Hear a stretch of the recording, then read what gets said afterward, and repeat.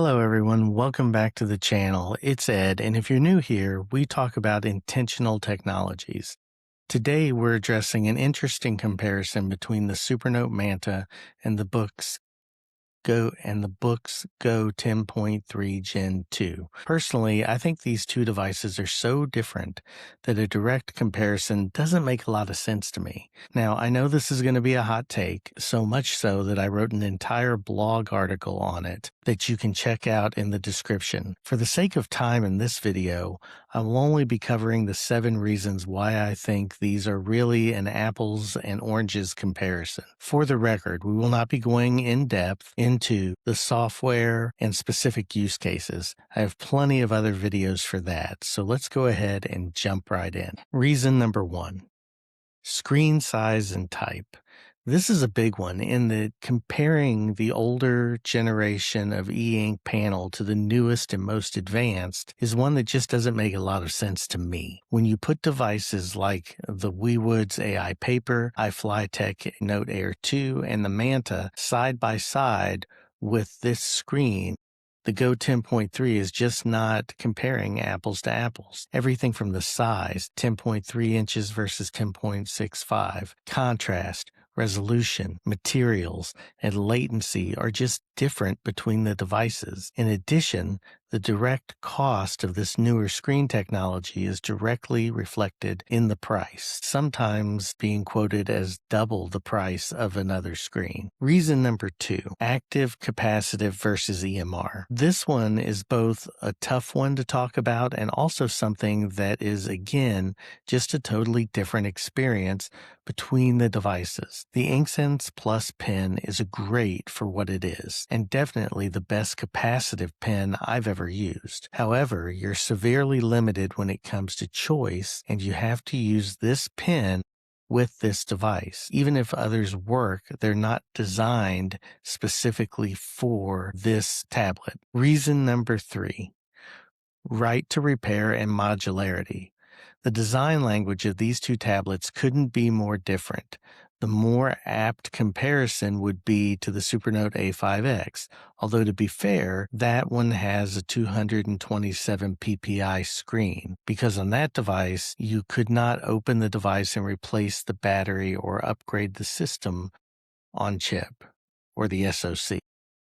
The fact that Supernote could release a new motherboard tomorrow and existing users could just swap it out sets it apart in the industry. Again, this is not about what's better, and the Go 10.3 will last for years to come, but it is static from an internal hardware perspective. Reason number 4, processors and storage. This one is a little more difficult to talk about, but again, points out the difference in the approach regarding the devices. The Go 10.3 has double the computing cores and onboard storage of the Manta. However, and this will be the only real mention of software, having full Google services requires more system resources. As for storage, while the Manta only has 32 gigabytes on board, having that be expandable to 2 terabytes dovetails with the upgradability mentioned before. Reason number 5, plastic versus aluminum.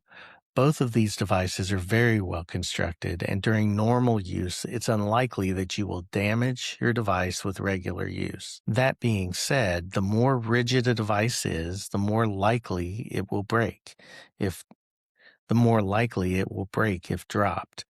Add to the metal on the Go 10.3 a glass screen, and you could have more potential for damage. However, a fully plastic build can lead to some discoloration, which can be cleaned, and the perception that the device should be cheaper. Reason number 6, differing capabilities. The Go 10.3 has a microphone and speaker array, which allows you to use the device more like a traditional tablet, while the Supernote can only connect to multimedia via a Bluetooth connection. However, the Manta has pogo pins, which could mean a future peripheral keyboard or other accessories, reinforcing just how different these devices are. And reason number 7, design language. This may be the most controversial of the items on this list. I'm not going to say anything negative about the design language Books has employed. They are elegant and well-built devices. The quality of materials used is top-notch and appears to be a winning recipe for them. What I will say is that they tend not to change up that working design language, and it can feel a bit repetitive. For example, the housing on the Go 10.3 has only minor cosmetic changes from the first generation. Again, if it works, why fool with it?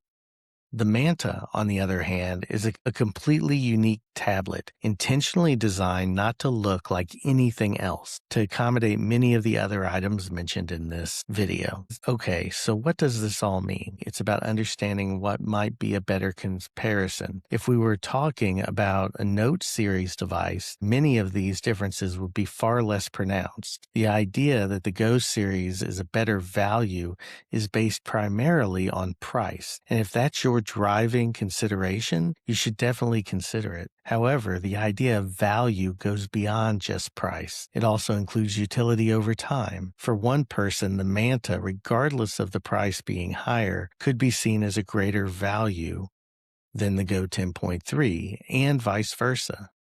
I would encourage you to read my blog where I go more in depth into the reasons and the logic behind all of this. Please comment below, let me know your thoughts. Also, if you found this video helpful, please like, subscribe, and consider buying me a digital book.